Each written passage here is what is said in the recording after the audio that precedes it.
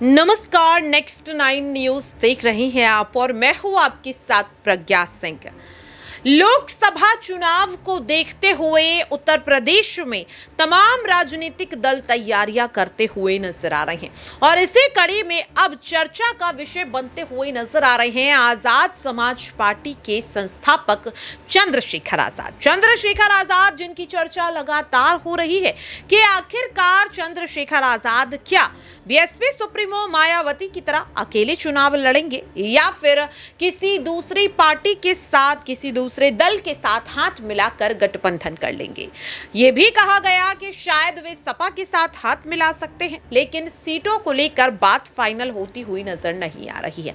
इसी बीच देखा गया कि चंद्रशेखर आजाद नगीना पहुंच जाते हैं। जी हां, वही नगीना जिस सीट को उत्तर प्रदेश की हॉट सीटों में गिना जाता है और इस सीट से चुनाव लड़ने का ऐलान चंद्रशेखर आजाद काफी पहले कर चुके हैं और देखा जा रहा है कि चंद्रशेखर आजाद को आम जनता का प्यार भी मिलता हुआ नजर आ रहा है।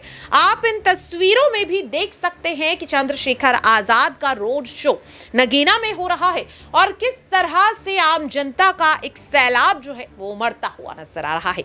अगर चंद्रशेखर आजाद की बात की जाए तो मायावती के बाद दलितों का जो सबसे बड़ा मसीहा है वो चंद्रशेखर आजाद को माना जाता है और दलित वर्ग के जितने भी लोग हैं वो चंद्रशेखर को अपना बड़ा भाई बताते हुए नजर आते हैं। जहां एक और दलितों के लिए मायावती बहन जी हैं तो वहीं चंद्रशेखर आजाद बड़े भाई हैं और उन्हें समर्थन देते हुए भी उनके समर्थक नजर आते हैं।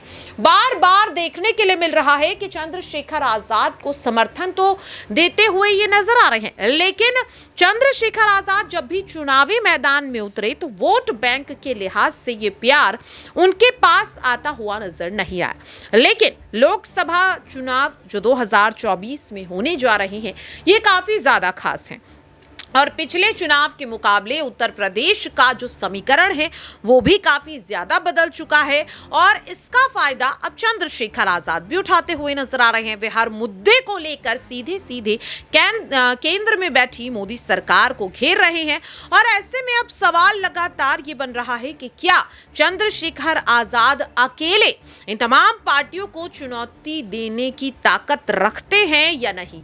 ये सवाल काफी ज्यादा अहम है और इसी सवाल को लेकर जब जमीनी स्तर पर हम पहुंचे, हमने जनता से बात की, जो यहाँ पर भीम आर्मी है उनके लोगों से जब बातचीत की चंद्रशेखर आजाद को लेकर के आखिरकार लोकसभा चुनाव में क्या चंद्रशेखर आजाद की जीत होगी तो क्या कुछ उन्होंने कहा है, आप सुनिए जरा। जो तमाम लोग लगातार मायावती और चंद्रशेखर आजाद के बीच खाई पैदा करने की कोशिश कर रहे हैं, क्या लग रहा है ये खाई वो पैदा कर पाएंगे? क्योंकि लगातार ये सवाल उठाया जा रहा है कि मायावती खामोश। कोई खाई नहीं है। बहन कुमारी मायावती जी राजनीति करते हैं और भाई हमारा बहुजनों का आगे बढ़ के, यानी कि साल 2024 में मायावती जी और यहाँ पर चंद्रशेखर आजाद एक साथ नजर आएंगे, क्योंकि अभी तक नजर नहीं आ बताएगा भाई बताएगा कि आगे क्या होता है। हमारे बहन जी बताएंगे वो क्या निर्णय लेते हैं। बहन कुमारी मायावती जी बताएंगे, बड़े भाई एडवोकेट चंद्रशेखर आजाद जी बताएंगे। जैसा हमें निर्देश मिलेगा वैसा हम लोग पालन करेंगे।